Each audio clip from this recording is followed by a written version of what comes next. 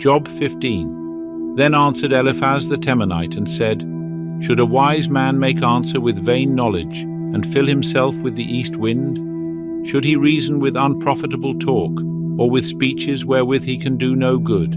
Yea, thou doest away with fear, and hinderest devotion before God.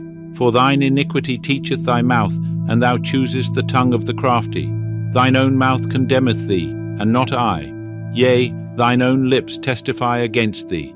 Art thou the first man that was born? Or wast thou brought forth before the hills? Hast thou heard the secret counsel of God? And dost thou limit wisdom to thyself? What knowest thou that we know not?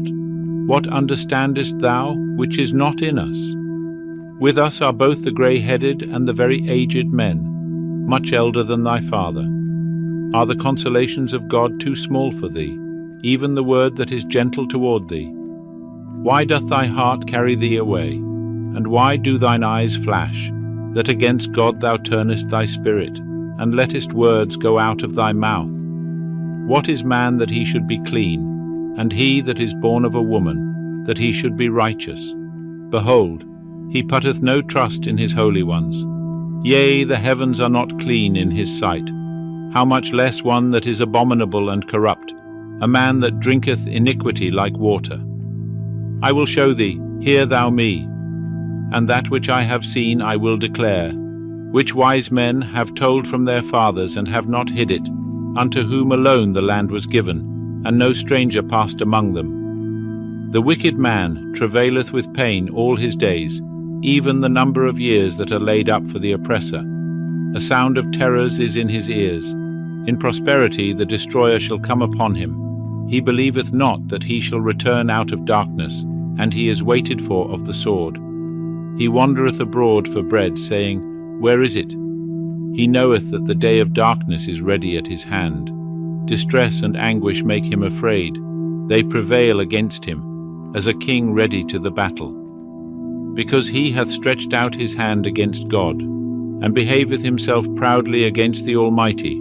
He runneth upon him with a stiff neck, with the thick bosses of his bucklers, because he hath covered his face with his fatness, and gathered fat upon his loins.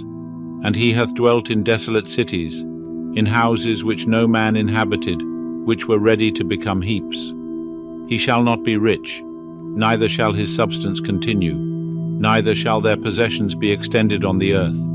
He shall not depart out of darkness. The flame shall dry up his branches, and by the breath of God's mouth shall he go away. Let him not trust in vanity, deceiving himself, for vanity shall be his recompense. It shall be accomplished before his time, and his branch shall not be green. He shall shake off his unripe grape as the vine, and shall cast off his flower as the olive tree. For the company of the godless shall be barren, and fire shall consume the tents of bribery.